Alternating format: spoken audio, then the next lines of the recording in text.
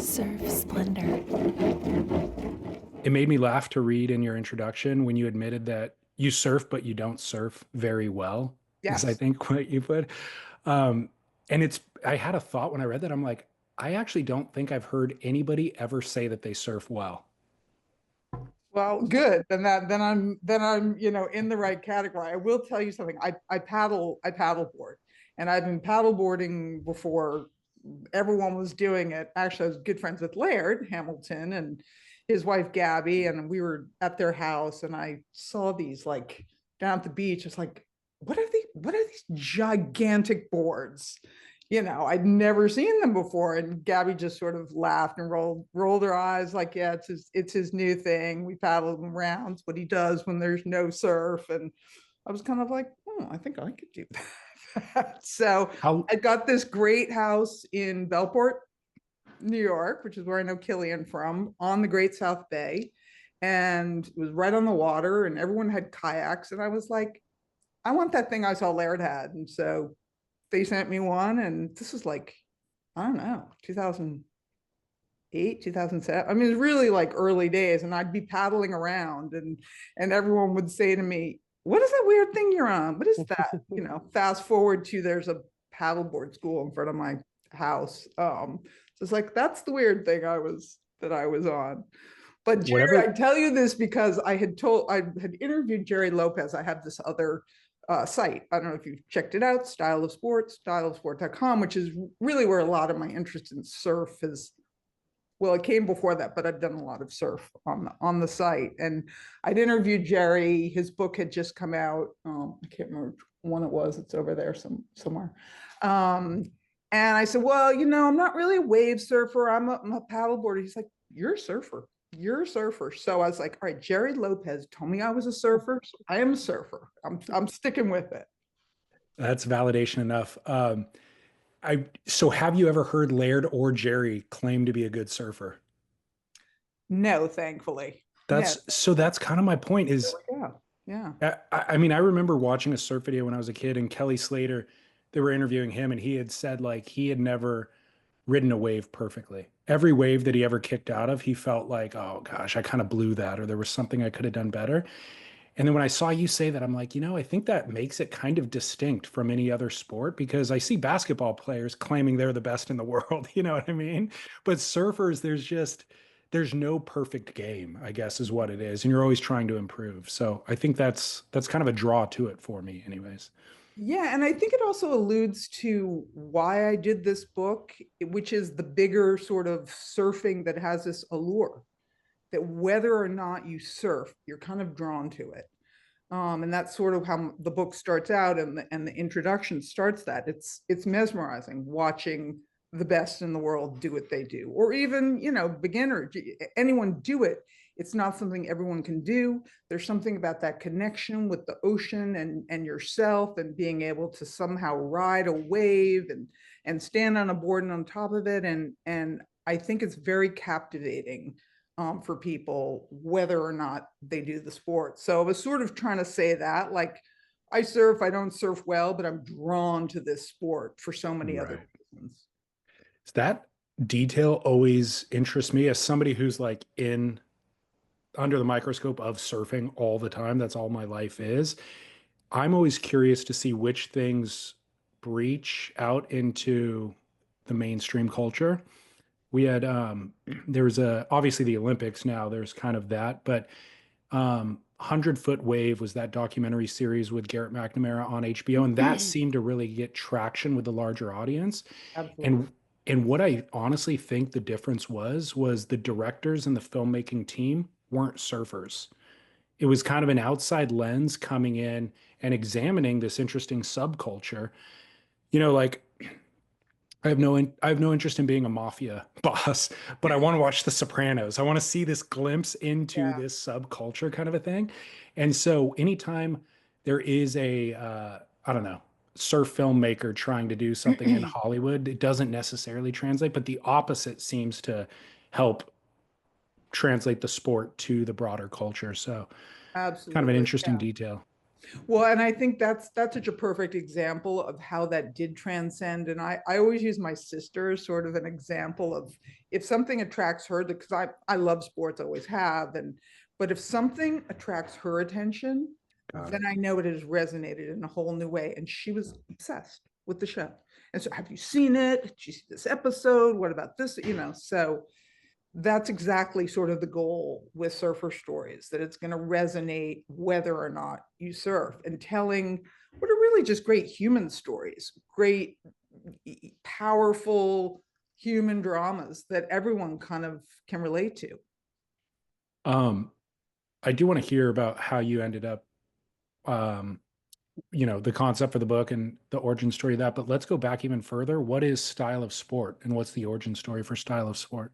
So Style of Sport is my editorial platform. It's sport and the intersection with art, news, culture, fitness. And I have always loved sports. I've always played sports. I've always loved the clothing. I've, always been drawn to it. And it's really a way for me to showcase that again in a way that I'm going to find a tipping point that even if you don't care about sport or fitness, I'm going to find a way in that you're going to be drawn to. So whether it's a book or a movie, or clothing, just something I know that's going to resonate outside of a bigger audience. And I actually did a book in 2006 called Stoked, which was a big coffee table book on the evolution of action sports.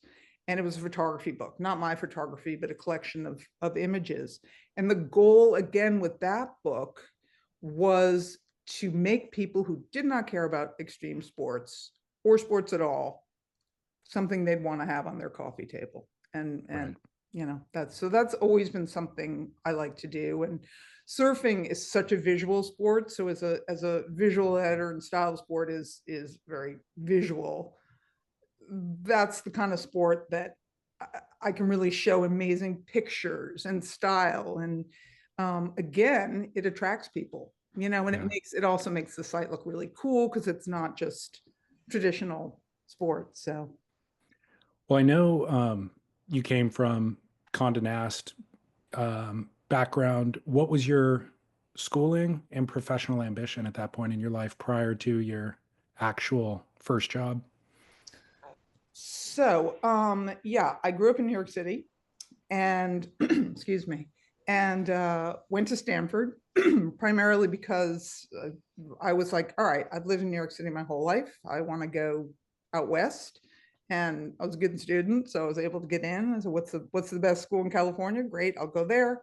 I got in, um, and I was an art major. I was a design major. So my career started in graphic design, working in magazines, and eventually segued into the photography side of the business. But ended up at Conde Nast, always as a visual editor. So photography director, creative director, art director, never on the words side of things. Um, so interestingly, it was after various job changes and sort of a change of life and thinking, I want to showcase my passion for sport. And I came up with this idea of Style of Sport, having always worked in print. And again, as my friend Gabby Reese said, Claude, they're no gatekeepers. You can just start blogging, which is what I started to do. And so that's when the writing kind of took over, and because I never considered myself a writer or an editor. And I've found now that words are as expressive to me as pictures and graphics. And I think I totally went in a different direction than the question you No, you asked didn't. me, That's perfect. but What? yeah, so it's just Well, very interesting for me to have edited a book of words. And people who know me are like, is it a picture book? I'm like, no. Like, are there going to be pictures? I'm like, yes, they're going to be pictures. And they're like adamant about it. I'm like, it's not a photography book. It's not amazing pictures. It's a it's a book you want to read. It's a book I want you to keep by your bedside. Yes, it's gorgeous on the coffee table, but surfer stories, it kind of alludes like bedtime stories, like, oh, I'm going to read one tonight, I'm going to put it over here, or this weekend, let me read that story about Laird, or let me read the story about Garrett, or let me read the story about Rell. But really feeling like I want to curl up with this book kind of thing. What year did you leave Conde Nast, or what? I don't know if there was overlap when you started Style of Sport, but what year did you start that, and what year did you leave? Let me see. I have to remember. So I left 2004. The last place I'd worked was Self Magazine. So I Mm, often worked at fitness publications. I did Stoked in 2006. Then I was working for a very high-end image licensing business, sort of redefining the Getty business. It was called Trunk Archive. And rather just representing a bunch of pictures that you could license, it was really representing the best photographers in fashion, beauty, travel, surfing. I got some of my surf guys on the site, like Jeff Devine and Brian Bielman. But really like this curated archive of very high-end imagery that you could use, for publication in magazines, or for hotels, or on clothing, whatever you normally would license a business for. So that was about 2008, 2012. And then I actually started blogging. It had a different name. It's called Sportology at the time. okay, And like right around the Beijing Olympics. So it was gotcha. 2012, I think it was. And it sort of took off from there. Someone saw what I was doing, said, we want to build it and help you work with you to build it into a bigger platform. And so Style Sport launched in about 2014, and has been a platform for me to do a lot of other things, sort of this book being one of them. Well, the reason I ask is I started this podcast in 2013, and magazines were still in circulation and their influence was still substantial. And I grew up such a fan of surf magazines. Like that's where I just, lived for those. But in the amount of time that I've been doing this podcast, those magazines, the surf mags in particular, went away and lost that, cultural influence. So I'm always curious from people who worked in that world, like, when did you decide to pivot and or see the writing on the wall or whatever? I think Condé Nast is a very different example than the surf magazines because I feel like they've actually transitioned really, really beautifully and gracefully into the digital space, both with like their websites, but also their social media programs are really robust and well done. So I'm just always curious from those who worked in that space to where how you experienced it. Yeah, I mean, it was sort of by chance, and I'll tell you where I really experienced the most, that kind of forced me to change, was when I was at Trunk Archive, and we had been licensing all these stories shot by these different to publications. So if a story was shot by Stephen Meisel, well, we didn't have them. Let's say Inez and Vanud, for American Vogue, we would then license those stories to British Vogue, or Tatler, or another big publication. And that was a huge part of our business. All the magazines that wanted these stories that had been shot by these top photographers, you could never get to shoot for your own magazine. And so when magazines started to fold and that source of revenue started to vanish, the Trunk Archive business kind of, it really had to pivot and change. And it was sort of one of those, Claude, we can't pay your big creative director salary anymore. So it would change. So it was just, one of these like, oh, okay, didn't see that coming. Yeah. And so it was literally like, okay, and that's where it's like I was just walking around and trying to figure out my next move. And it's actually a perfect example. I was downtown in Soho, and I'm sure you know the store Saturday's Surf, fantastic. Hmm. And I walked in there, and I'd been there before, but I was just rethinking everything. And I was like, I love this store. Like, if I had a store, a sports store, what would be in it? Not just the surf gear, but what I loved about it was like, what would be the candles? What would be the books? What would be the the various other paraphernalia, what would be the coffee at the bar, all these things were part of that lifestyle. And I'd always loved sporting goods stores. I grew up in New York City, as I said. There was a great store called Herman's. I used to be obsessed with Herman's.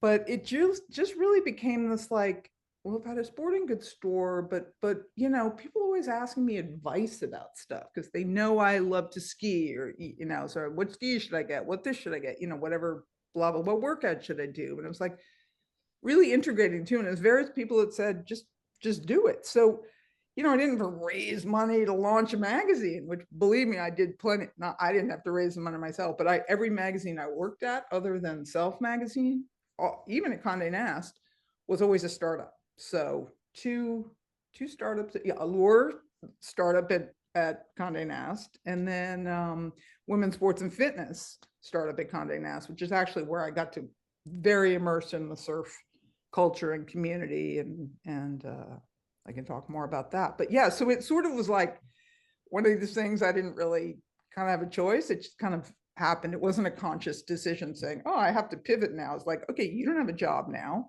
Yeah. And guess what? You can just do this. You can just put this up online. You don't have to raise money. You just do it. Boom. Great. Okay. And caught on. So it's funny that despite the digital revolution, here we are talking about print. I love me some print. I will always love me some print. I mean, it's a full circle moment. I was actually, not now, in closing, I was going to ask you if you've conceived of a way to help share these stories beyond the print. Like, is there a version of this that either these stories being populated in a digital medium, or it seems like there could even be a continuation of stories? Absolutely. And first of all, there is an ebook that is going to come out. Okay. Ideally, in the best possible world, I would have had every writer record their own story, but that's not happening. I am recording my own introduction, which is a really fun read, I think, for people. Just how the book kind of came to be. So there will be that. My goal too is, like we saw 100-Foot Wave, let's see surfer stories on HBO. I think these are incredible stories, and you got 12 of them. But yes, absolutely. There are far more amazing surfers than 12, and infinitely more stories to tell. And it's really who wants to tell them. And I think that was what was so incredible about the book.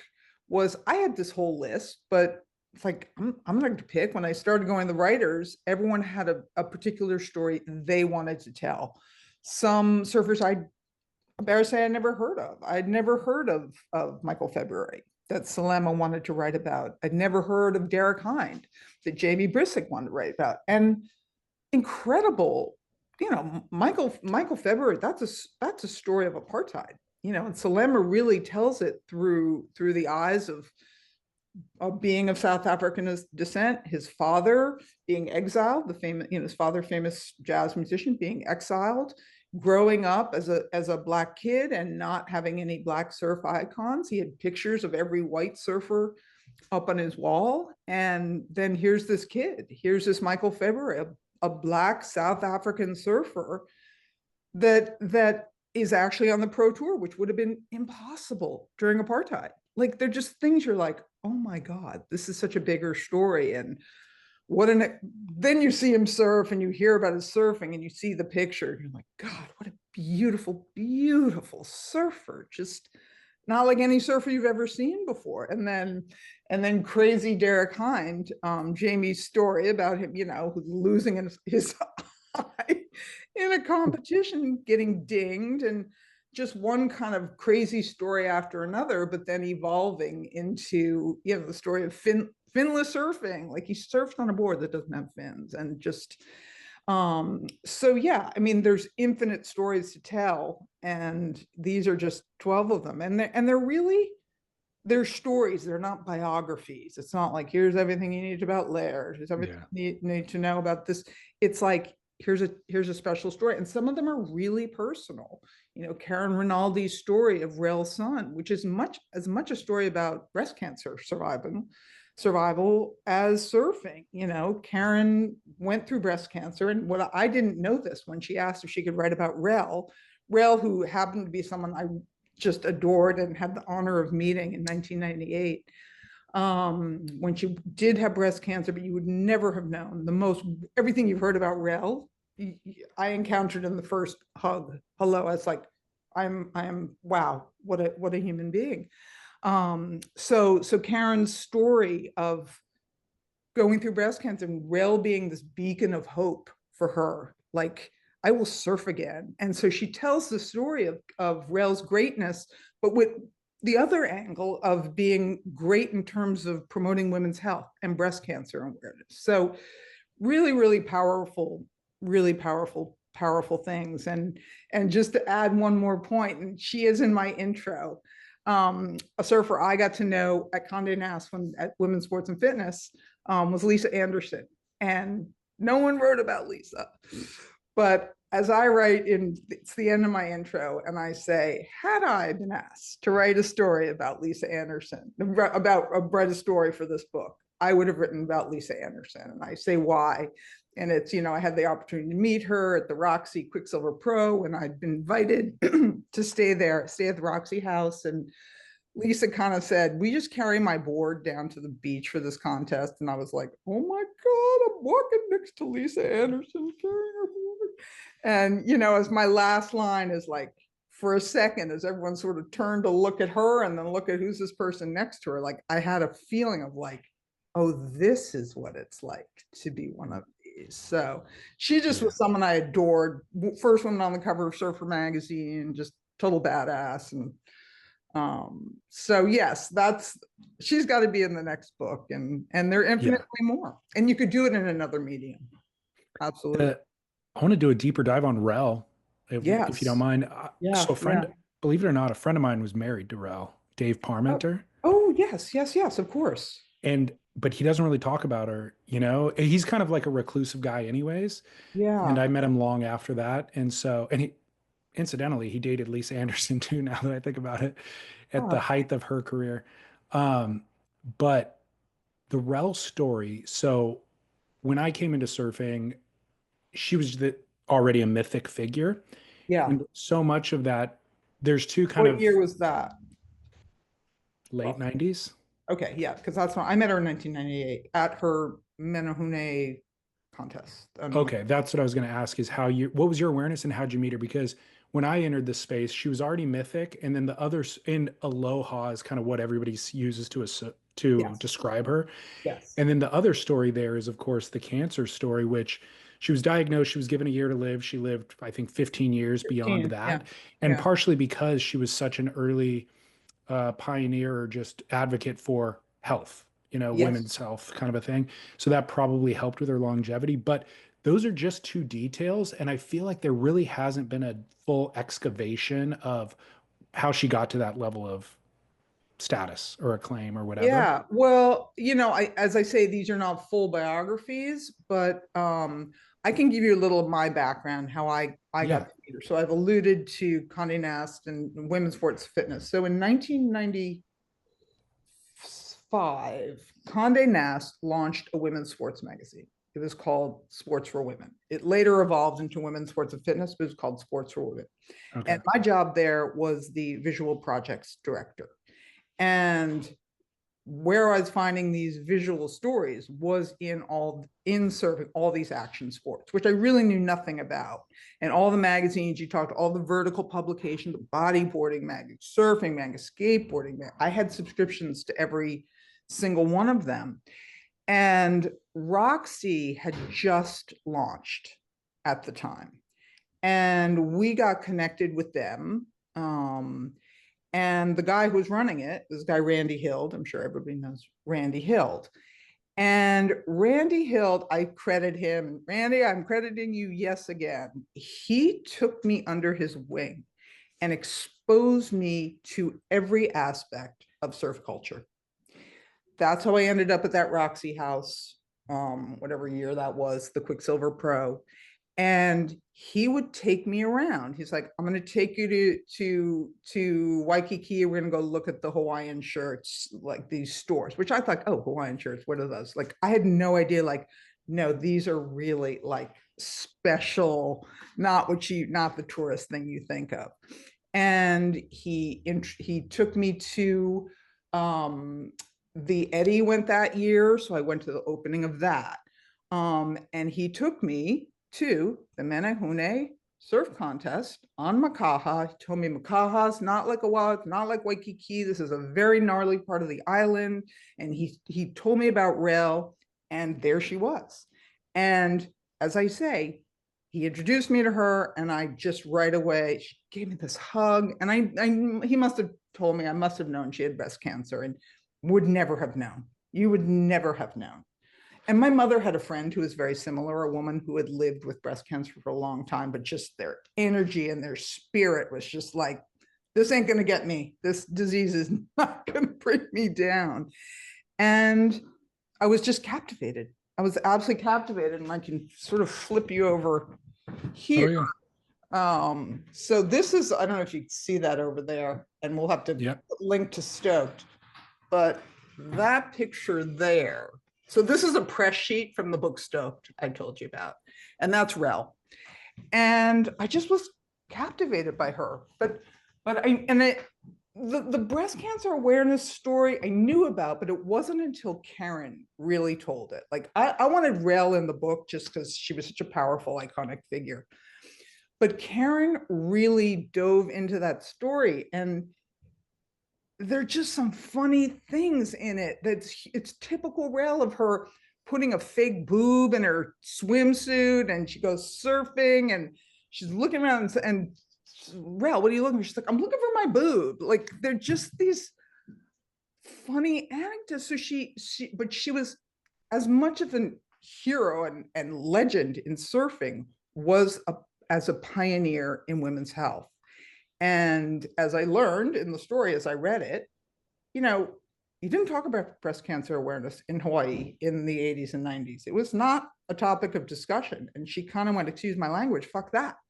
I'm talking about it. And so she really, like, making sure other women didn't get the same thing. The breast cancer awareness that is so prevalent now that we don't even think twice about, she was a pioneer in that. So it's so powerful, her story. Not like, yes, I'm going to be a great surfer and la-di-da. It's like, no. I have a bigger purpose. So I just was drawn to her as a human being, which I've talked about, and her message beyond like surfing, just in so many ways, starting that girls' contest and being really advocate for young girls and women in the sport.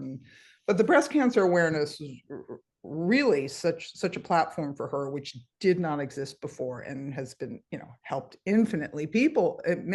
And as I say, Karen, that was her, like, I will get through this. I will surf again. Rell is my beacon of hope.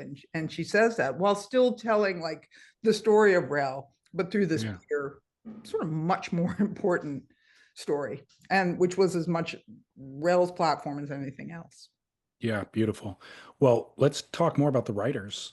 Yes. Because I think a lot of my audience anyways knows a lot of the surfers' names, but who is Chris Carter? Chris Carter, amazing story. So Chris Carter is the creator of the X-Files. Everybody knows the X-Files. And Chris Carter was suggested to me through David Duchovny, who starred in the X-Files. But I didn't know anything. So he's like, why don't you ask? I know his wife, the backstory. I worked with UNICEF, Notea Leone, so I got to know David Duchovny. He said, already asked Chris Carter, he's into it. And I was like, oh God, okay. I'm like, who's Chris Carter and how do I get out of this? So I look up Chris Carter and I see X-Files. I'm like, oh, okay. All right, what's his connection to surfing? Chris Carter, X-Files, surfing. He started his career at Surfing Magazine.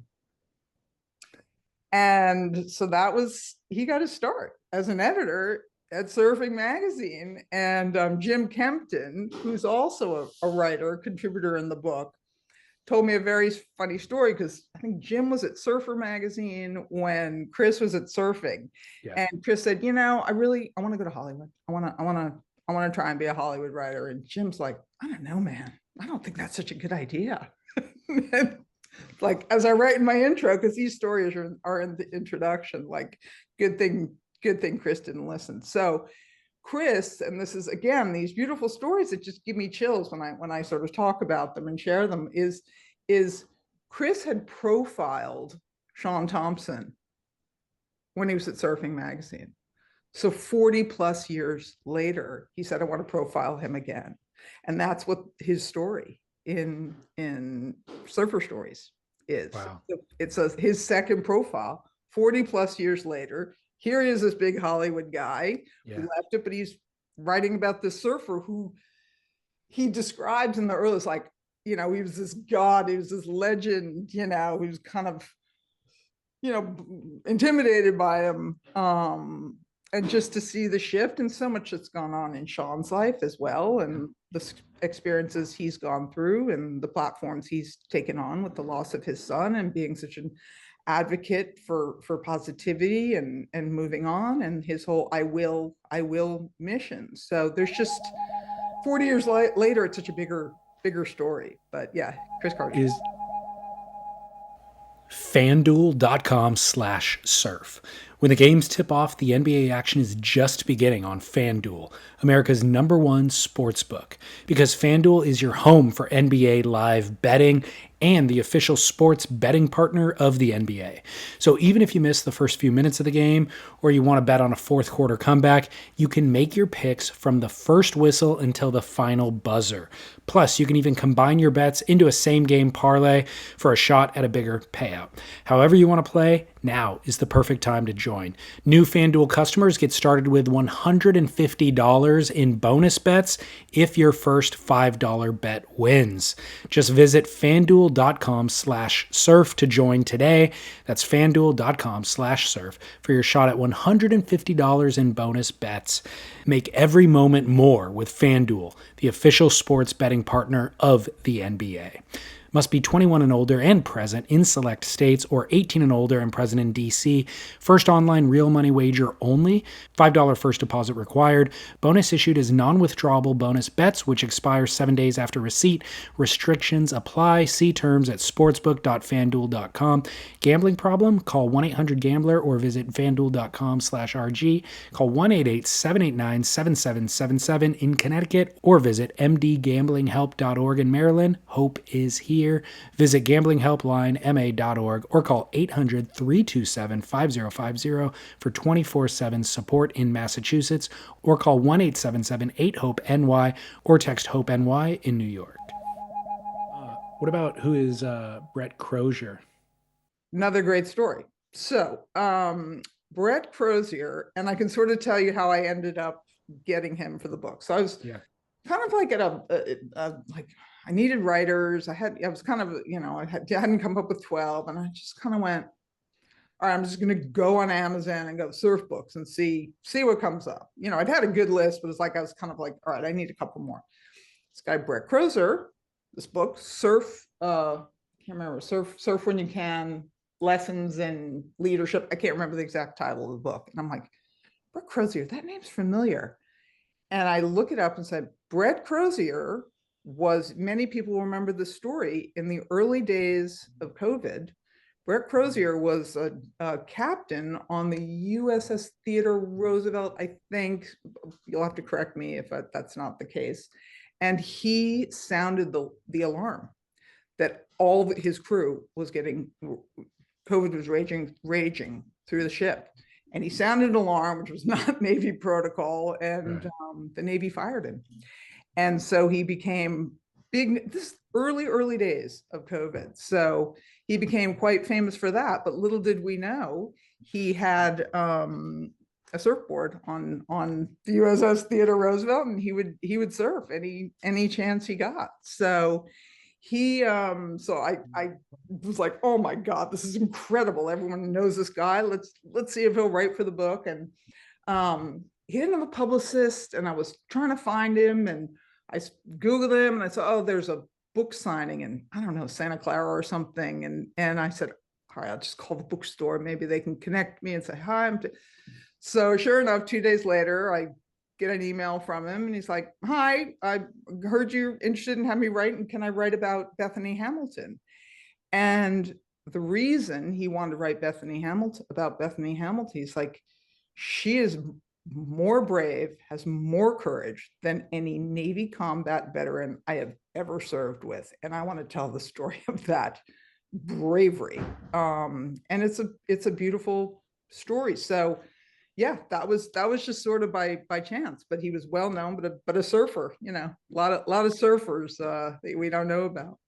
No, I know. I just want to, for the record, the title of his book is Surf When You Surf when Can: you can. Lessons in Life, Loyalty, and Leadership from a Maverick Navy Captain.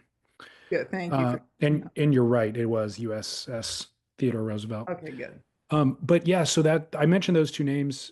The other, well, when you mentioned there was two surfers you did not know when the writers pitched their names Yes, to you, yes, Derek Hind yes. and And who, Michael February. Mike Febb. That's right.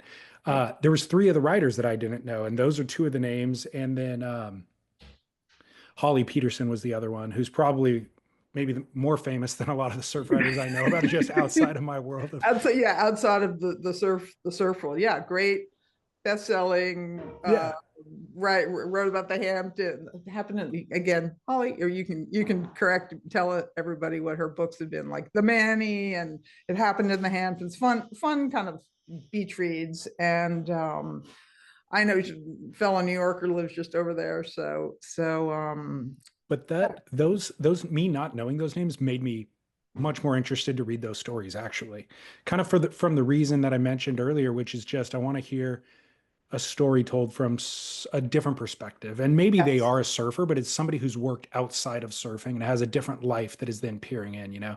And that seems She's to a be, surfer, yeah, but yeah, I mean, I knew she loved to surf. She goes out to the Hamptons and surfs out there and has gone on all these trips. And in fact, she learned to surf from Wingnut. right. So she'd said to me, um, can I write about Wingnut? And I was like, you can write about anybody you want to. And so she tells a very funny story of, she grew up on Park Avenue, just really sort of playing up her sort of spoiled, I don't want to say rich girl, but, girl who has everything. And she insists that Wingnut pushes her onto the wave. She's like, I'm not going to paddle for it. I don't have time. I don't need to. It's just our dynamic. And she does this because she's a really funny writer, this riff between the two of them and him trying to say, hey, that's all part of the sport. She's like, yeah, no, I don't care. Just push me and then I'll ride it. I'll ride it. And he'll say, well, she is pretty good at riding it. But that story then really takes a big change. Ha ha ha ha comes kind of a punch in the stomach when she talks about how surfing became her salvation in a really turbulent time in her life when four people she was very, very close to died. And so the funny ha ha ha surfing becomes this like, I must cleanse myself, I must wash myself, I must bathe myself, anything to escape what I'm experiencing right now. So it really takes a different turn. And then the end is, I won't give it away. It's just such a beautiful description of Wingnut and what makes him so great. And I'll let people read it, but it comes back around in the end, but it goes from being ha ha ha to really poignant, but beautifully. And again, it's a story, so it doesn't matter if you care about who Wingnut is or not. It's just a really beautiful story of her relationship to this surfer and how the sport changed her life in many, many ways. Yeah. Um, One of the surfers who did write about a surfer was Jim Kempton, but writing about Jerry Lopez, but what I appreciate, and I feel like I've heard those stories, been around those guys, like, you know, it's an obvious pick and a good pick, but I've heard it before. But Jim Kempton's kind of approach of Jerry's hardship and failures is something that people don't notice or never talk about because he's had 5 decades of being at the top and everybody venerating him. Yeah. And by the way, also a very successful business now too. Oh yeah, that's a big Um, part of it. Totally. Yeah. So, but let's focus on all of the perseverance, the injuries, one near career ending injury, his surf shop burning down, his business failing, and to be confronted with all of that early on and still maintain some dignity, continue on, and just Yeah. move ahead is an incredible story. Much more interesting than the 50 years of success.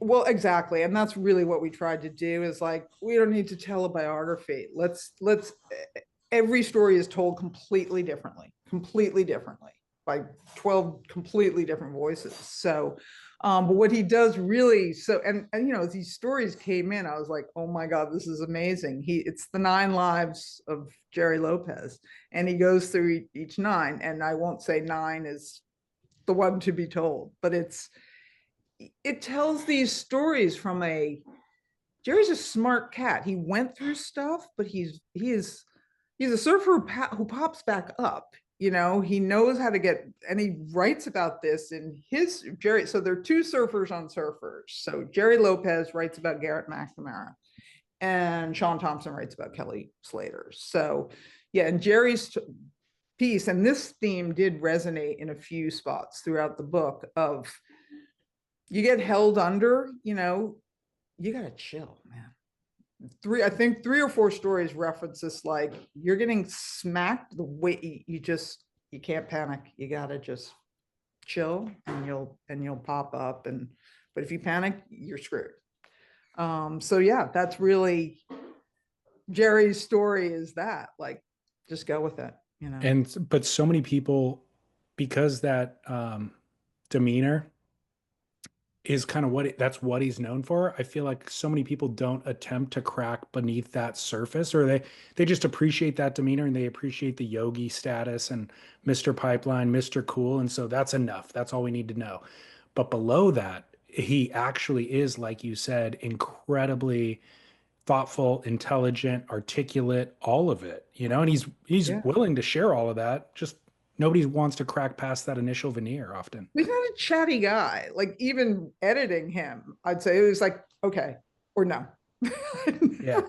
I write a whole, like, because I'm very sensitive to writers, because I'm a very sensitive writer. So it's like, I think if maybe we try da da da da. He's like, okay, or no, I don't think it'll work, or, you know, whatever. It was like, and then I would take, like, oh God, I've really offended him. It's like, no, I didn't really. He's just like Yeah. giving me his opinion, and you know, Yeah. it'll be fine. But so actually reading Jim's story about Jerry really helped me, because it's like, oh, okay, I'm not going to take this personally anymore. He's not mad at me. This is just Jerry being Jerry. Yeah, exactly. Well, there's 12 stories, 12 writers, 12 surfer subjects.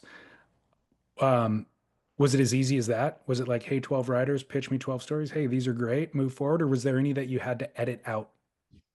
Oh, no, everyone that came in was great. Everyone Good. that came, yeah. There was not a dud in the bunch. Okay, cool. So I lucked out, but listen, it was hard. You know, it's as again, as a writing, like, people I thought, like, oh, for sure they'll do a story for me, but like, no, I don't really want to. I was like, uh-oh. And so finding the writers was challenging, again, because that's not really my background. I've never been a words. If you said, find me a photographer, I'm like, oh, easy. You know, that I can do. And there are amazing, you know, the book does have every sort of a great surf photographer represented. But the writer part, so my editor and I really, that's her background. She's edited books her whole career. So we really worked together. But yeah, we like the Bread Crows is a perfect example. It's like, okay, I'm kind of at a standstill here, and boom, something great. Killian, who's on the sideline there, actually connected me with Karen Rinaldi. So it was kind of just asking around, but there was not a dud in the bunch. Everyone, as I say, completely different. Jerry's was the first to come in, and what was the last one to come in? Oh, Chris Shiflett on Tom Curran. That's kind of a funny story, and I think it's okay to tell. He had Chris Shiflett, the lead guitarist of the Foo Fighters, had so we got to him because my publisher, he had done the back of like a blurb on the back of another surf book at the publishing company where Surfer Stories is. And so we were able to connect with him, and he said, sure. And well, he didn't say sure. He's like, okay, if I can write about Tom Curran. I'm like, okay, fine. Thinking, okay, fine. Little did I know.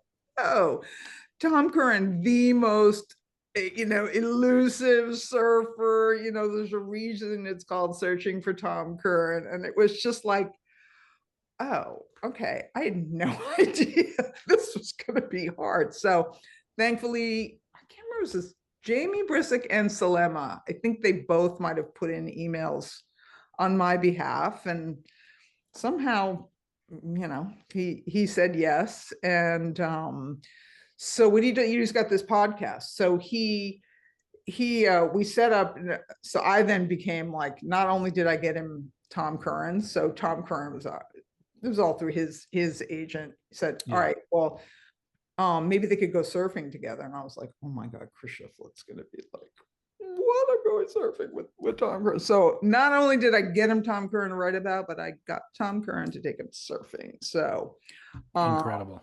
Pretty incredible. And the story of them is they both grew up in Santa Barbara. Tom Curran's older than Chris, but it's a story about Santa Barbara. And it's sort of interesting because Chris said, I'm gonna give you this, just the MP4 of the recording, like he would do for a podcast, and you can just edit it from there. So I'm like, okay. So it comes in, it's long, and it's like 10,000 words. I got to get these things down to 5,000. So I edit it, and I ended up taking out a lot of the Santa Barbara stuff because it felt to me it was so particular to people that lived in Santa Barbara. And I was trying to make it a bit more universal. And so it was just one edit, and I sent it to Chris. Anything, didn't hear back from him. And then he finally says, I'm really not happy with this edit. And I was like, oh no. It was the only time that happened. And he said, I'm not sure when I'm going to be able to get to this. I was like, oh no. Like, it was really kind of a moment of panic. He's like, I'm on tour. I don't have time to go through this. And he's very particular how he wanted it to be. And I was like, okay, well, you can make it however you want. We wanted him in there. And I also happen to have these incredible pictures, which are in the book, of the two of them surfing. And it wasn't great conditions, so they're not really good surf shots, but it's just them putting on their wetsuits, in the truck, and just those kind of great lifestyle surf moments. Tom blowing up his glove because it's cold in Santa Barbara. And I said, these pictures are so great. I really hope you'll be able to find time to, and I knew the pictures and so sure enough, I think my deadline, I'd told everyone I needed the stories in September. My deadline was January. So sure enough, January 14th, the book was due the 15th. Here you go. And he didn't know the actual deadline? I think we'd said to him and his agent, like, okay, you can have, here's the font, and they said he was going to get it done, but still it was like last minute, and I'm just waiting, going, and boom, it came in, and it's beautiful. And yes, it is a lot about Santa Barbara, but it's like two surfers, one a huge rock star, one a huge surf star, who grew up in Santa Barbara and as surfing, and that Santa Barbara, as I learned sort of from Jimmy Medico's book, Rizzoli book, and Jimmy's pictures are in the book of Tom. It was such a unique surf break and destination and community, and Tom Curran really put it on the map, and he put California surfing on the map. But the fact that those waves don't break it very often because was it the Catalina Islands that are in the way. So it was really yes, it's sort of Santa Barbara, but it's about this surf break, kind of like Nazareth, a very different kind of wave, but it's like a very particular wave. So people that surf that wave really have a bond in the community, and so it ended up being perfect. And I'm so happy. I'm so happy he wanted to edit it in the end, and the timing worked, and we have incredible pictures of the two of them hanging out. It's true. The art layout and the photographs in the book are beautiful. Thank you. Thank you. That's really my background. So Yeah, that makes um, sense. yeah, Yeah. wonderful photographers. I feel like we got all the main, Jeff Devine, Dan Merkel, all the names, Jimmy Medico. I'm not looking at it off the, where's my thing? I can quickly flip through. Oh, incredible cover photograph, which I'm going to put up here. I don't know if you've seen this, which is Sean Thompson sent to me this Polaroid, and I was like, oh my God, that's I got know. to be the cover, because that's just perfect surfer stories. But yeah, but Anna Menke, a fashion photographer who I worked with a lot at Conde Nast, is also a big surfer. Her kids are surfers. And she was in California the day that Tom and Chris were going surfing. And I said, get yourself up there. And she hustled on up there and, documented this incredible day. So yeah, Perfect. it's just a great mix of flipping through quickly. Yeah, the sort of the iconic shots, and then some, Sean Thompson giving me just some out of his stash, and but yeah. So for everyone's like, oh, they're going to be great pictures. Like I was like, yes, every chapter has two great photographs. Well, and yeah, it's not too many photos at all. And the other thing is, I've been exposed to surfing for 30 plus years. These are photos I haven't seen. Oh, very I good. mean, a lot of them I haven't seen. I know the Jimmy Medico stuff's all just kind of been released from the archives recently, Yeah, but there was stuff there that I had not seen. That Sean Thompson photo, even like Garrett McNamara standing in La Jolla with a yeah, that's big a great board. great shot. Yeah, yeah. Never seen that. Yeah, the Shiflet and current stuff, obviously, I had not seen. So, yeah, it was a great addition to the words. Um, what's your Well, I think I'm just affiliation? going to add to that, which is, books. I have plenty of coffee table books, and you don't ever read them. Right. So, everyone said pictures, pictures, pictures. It's like the words have to be the dominant thing. So yes, you want to see a picture with every chapter.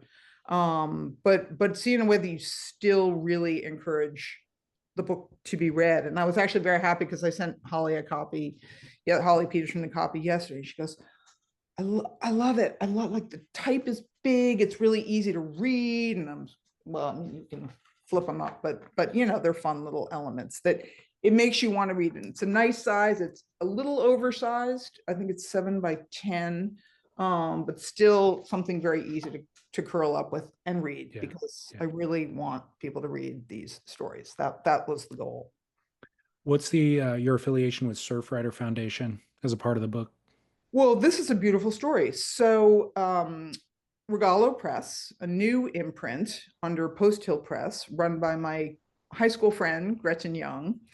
She launched this imprint a couple years ago. And the mission is that every book has a charitable partner, a charitable component to it.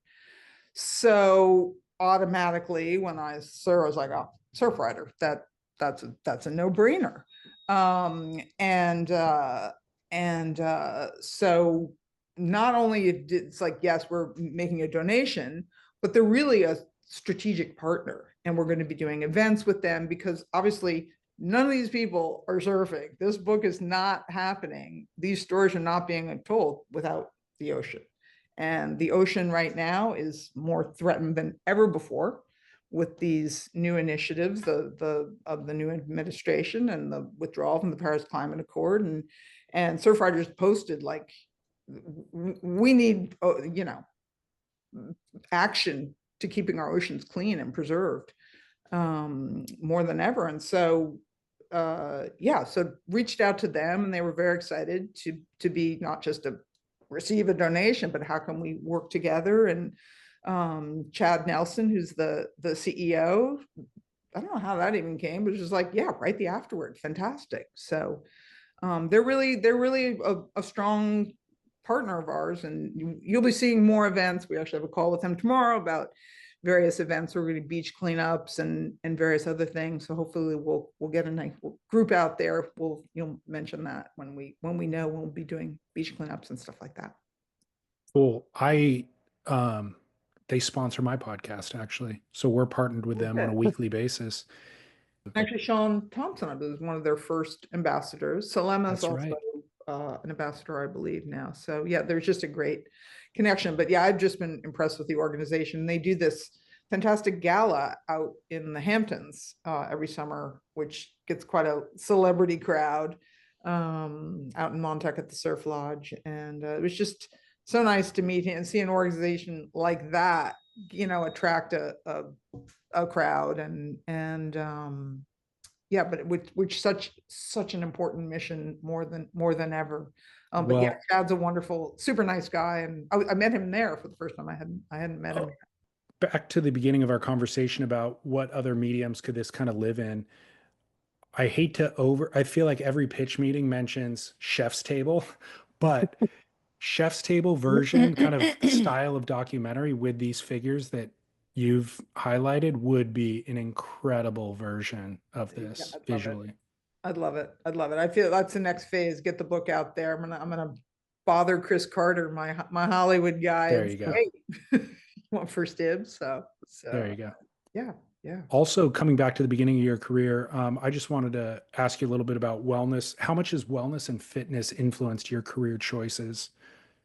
Because it feels like that's been integral to everything that you've done, Completely. including this. Yeah. Yeah, no, completely. I've been involved in fitness my whole life, just loved it. And it really changed over the years. It started from, just trying to be skinny and have a good body, so doing workouts, but it has become to me as much as a mental necessity as anything else. And it's how I start I just had back surgery, so it hasn't informed my day in the last couple of weeks. But yeah, it's like sport, fitness, like if usually when I'm passionate about something, people know it and my friends know it. And then I really want something that I think is important, health, fitness, wellness. How can I make it resonate in a bigger way? And style of sport is much the whole wellness fitness component of sport as anything, but it's informed everything that I've done. I live the life, I've run marathons, I train, but really it's become the mental part of it. Really to ground me, to calm me down, get rid of anxiety, start my day, just get juices flowing. It's a free thing you can do. You can, and it's just share people. I mean, I think before it's become, obviously wellness has become such a huge topic, and catering, which I find frustrating, catering to the 1%, like, okay, great, this treatment, that treatment, fantastic. If you've got a gajillion of dollars, but what can you do that doesn't require any money? Just get outside every day, breathe some oxygen, go in the ocean. You can't surf, go in the ocean. There is nothing to me like that feeling of diving into a wave, letting that water come over me to refresh me, restore me. It is a restart every time I jump into the ocean. It is a cleansing, magical experience for me that anyone can do. Anyone can do. It's a gift. It's a gift. Nature is a gift in terms of restoring your health, wellness, fitness, and well-being. So take I advantage. I I do ask you that question because of your career path, but also it's a question I ask everybody I interview is like, what is your diet and exercise? Because I think our audience does want to understand from a lot of the people I interview who are surfing into their 60s or whatever it is, how do you keep doing it? Like what are you doing? So I At think the moment, back that's surgery is well, has kind of been but I did it so I can keep doing it yeah. because everyone's like, well, you can still walk. It's like I can't surf right now, and I want to get back to the stuff I want to do. It's not like I don't want to wait to have surgery when I can't walk anymore. It's impacting my quality of life, and my quality of life is being fit and active, and just picking up a sport, whether I go skiing or snowboard or surfing, whatever it is. But yeah, I think I'm having to learn right now that as we get older, we have to do things to support our body. We can't, and I'm learning it the hard way. So lesson learned, learning. You got to take a little more care of your body. You're not going to be able to do at 60 what you did at 20. It's just you don't have the same mechanism. So really doing those other shifting your workouts, So probably not going to run as much, but I still don't want to, I hate to, you shouldn't run at all. I'm like, I'm going to run a couple times a week, maybe a couple miles. I'm not, let's not get radical, but really introducing other workouts when I got 4 more weeks before I can really do a lot. Okay. Pilates, but really more restorative, calming, easier on the body, but still strength building. I think that's critical. Keep the core strong, keep the body strong. Just Good advice. Good advice. You got to support all those activities. And I got away with it for a long time. And now I'm having to rethink it, but I've had a restart. So Yeah. that's the beauty of it. It's definitely a restart. Well, it's when you get a big project, maybe it's a book or whatever it is for work related, and you're just sedentary for a period of time, that's when you notice the atrophy. And so everything that you're talking about is related to motion. And I think the older you get, the more staying in motion is part of the maintenance to just stay ahead of it. Absolutely. Yeah, no, everyone's like, oh, you need to rest. I was like, I don't really feel good when I'm just sitting, resting or lying down. So let me go outside and just take a walk. And that's what I've been doing, for the last couple of weeks. It's like, okay, I'm not walking super far, but I'm getting outside, I'm moving, and it feels much better than just sitting going, okay, I'm sitting, I'm resting, and I don't feel comfortable. So yeah, movement, oxygen, kind of two key essential factors. Fresh waves. Basic but fundamental the older we get. Final question I have for you is, considering the convergence of style, sport, and fashion, how do you feel about Travis Kelce's outfit entering the Super Bowl this past weekend? Well, I'm a John Travolta fan. I love Saturday Night Fever. So I had real we're channeling John Travolta. Yeah.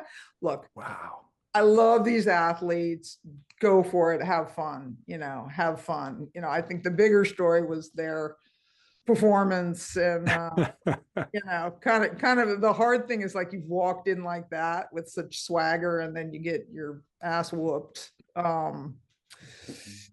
a little hard. So that outfit definitely didn't say, hey, we might lose. That outfit said, I'm going to be walking out here a three-peat Super Bowl champion. So, Yeah. But it was fun. I definitely was trying to find a meme of John Travolta and one of the great movies of all time. And yes, indeed. Well, I was going to criticize the outfit, but I will trust you and your expertise, and we'll go with that. And it was a style choice. Would I wear it? No, but I thought it was fun. It was having fun. I think I'm in David's camp. Are you? we talked about it the next morning, and I was like, I don't know. And I worked in men's fashion. Like you do. Okay. You do you. But he does him all the time, and I feel like he takes a lot of big swings and a lot of big misses for having access to, stylists and all that sort of stuff. And of course, the influence of his girlfriend, I would think that he would hit more home runs. Yeah. I mean, in general, I don't like his style choices. I've never seen him wear anything that I went, oh, that's cool. But he's making a statement. I mean, more than ever, this was making a statement. So I enjoyed it as a and maybe that's his thing, to make his statement. And people are talking about it. Exactly. It might be his thing. Let's hope that's not his legacy. Yeah, there's of course now the chatter is, but what a game, my God. I know. Yeah, crazy. Yeah. Well, this has been fantastic. You are such a great communicator. That makes it my job so easy. Wow, thank you. Well, this is so fun. I love the topic. I love what I do. I love this book.